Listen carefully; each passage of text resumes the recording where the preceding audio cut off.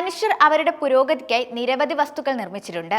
വിവിധ നിറങ്ങൾ, തുണികൾ, പ്ലാസ്റ്റിക്, ബാറ്ററി, ഇലക്ട്രോണിക് വസ്തുക്കൾ, ആണവ വസ്തുക്കൾ, മൊബൈൽ, അങ്ങനെ അവ നിരവധിയുണ്ട്. ഇവ കൊണ്ട് മനുഷ്യരാശിക്ക് വലിയ പുരോഗതിയാണ് ഉണ്ടായിട്ടുള്ളത്. പക്ഷെ മനുഷ്യർ ഇത്തരത്തിൽ പുരോഗമിക്കുമ്പോഴും അത് നമ്മുടെ പ്രകൃതിക്കും, എന്തിനു പറയുന്നു, ഭൂമിക്ക് തന്നെ വലിയ അപകടമാണ് സൃഷ്ടിക്കുന്നത്. പ്രപഞ്ചത്തെയും സൗരയുധത്തെയും മറ്റും പഠിക്കുന്നതിനായി മനുഷ്യർ കഴിഞ്ഞ നൂറ്റാണ്ട് മുതൽ ശ്രമം ആരംഭിച്ചിരുന്നു. 1957 ഒക്ടോബർ 4-ന് സോവിയറ്റ് യൂണിയൻ സ്പുട്നിക് 1 വിക്ഷേപിച്ചു. ഭൂമിക്ക് ചുറ്റും വലം വയ്ക്കുകയും ഭൂമിയെക്കുറിച്ച് പഠിക്കുകയും ചെയ്യുകയായിരുന്നു സ്പുട്നിക് 1-ന്റെ ലക്ഷ്യം.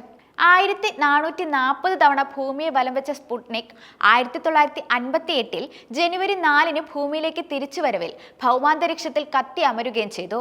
1969 അമേരിക്കയുടെ അപ്പോളോ 11 മിഷനിൽ നീൽ ആംസ്ട്രോങ് ചന്ദ്രനിൽ ആദ്യമായി നടന്നു.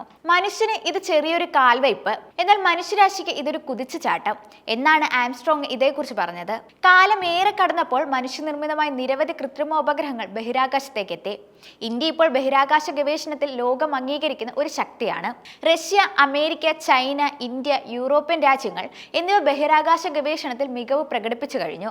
ഏതൊരു മനുഷ്യനും അഭിമാനം തോന്നുന്ന ശാസ്ത്ര വളർച്ചയുടെ ഈ കാലത്തും പക്ഷെ മനുഷ്യർ വളരെ കുറച്ചു മാത്രം ശ്രദ്ധിക്കുന്ന ഒരു പ്രശ്നം ശൂന്യാകാശത്തുണ്ടായി. മനുഷ്യർ സൃഷ്ടിച്ച പഴയ കൃത്രിമ ഉപഗ്രഹങ്ങളുടെയും റോക്കറ്റുകളുടെയും ഒക്കെ അവശിഷ്ടങ്ങളാണവ.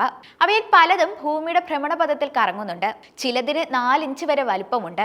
ഈ അവശിഷ്ടങ്ങളിൽ 3 എണ്ണമെങ്കിലും പ്രതിദിനം ബഹിരാകാശത്തു നിന്നും ഭൂമിയിലേക്ക് പതിക്കുന്നുണ്ടെന്നാണ് ഗവേഷകർ കണ്ടെത്തിയിരിക്കുന്നത്.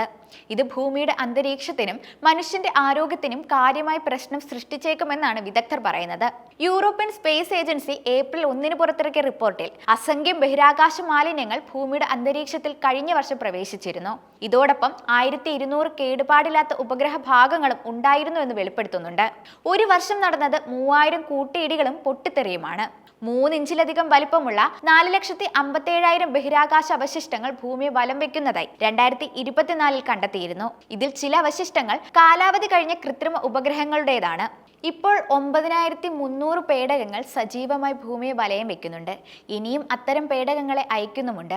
എലോൺ മസ്കിന്റെ സ്പേസ് എക്സ്, ആമസോൺ ഉടമ ജെഫ് ബെസോസിന്റെ ബഹിരാകാശ ദൗത്യം തുടങ്ങി നിരവധി വലിയ പദ്ധതികൾ ഇപ്പോഴും നടന്നു വരികയാണ്. ഇവയ്ക്ക് പുറമെ ചൈനയുടെ വൻ പദ്ധതികളുമുണ്ട്. അടുത്ത 10 വർഷത്തിനിടെ ബഹിരാകാശ മാലിന്യ തോത് വീണ്ടും വർദ്ധിക്കുമെന്നാണ് ഇതിന്റെ സൂചനയെന്ന് ആസ്ട്രോഫിസ്റ്റായ ജോനാഥൻ മക്ഡവൽ പറയുന്നുണ്ട്. സ്പേസ് എക്സ് പോലെയുള്ള ബഹിരാകാശ ഗവേഷണ കമ്പനികൾ ഓരോ 5 വർഷം കൂടുമ്പോൾ തങ്ങളുടെ പേടകങ്ങളെ മാറ്റി പകരം പുതിയവ സ്ഥാപിക്കാൻ ശ്രദ്ധിക്കുന്നുണ്ട്. ഇതിനർത്ഥം ചുരുങ്ങിയ കാലം കൊണ്ട് വലിയ മാലിന്യ നിക്ഷേപം ഭൂമിക്ക് ചുറ്റും ഉണ്ടാകുമെന്നാണ്.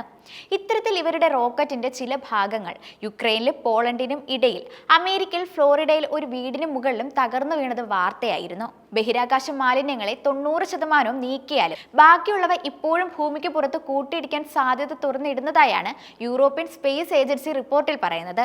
ഇവയിൽ ചിലത് തകരാനും മനുഷ്യരുടെ ശരീരത്തിലേക്ക് തന്നെ പതിച്ച് പരിക്കേൽക്കാനും സാധ്യത കൂടുതലെന്നും ഏജൻസി സൂചിപ്പിക്കുന്നുണ്ട്.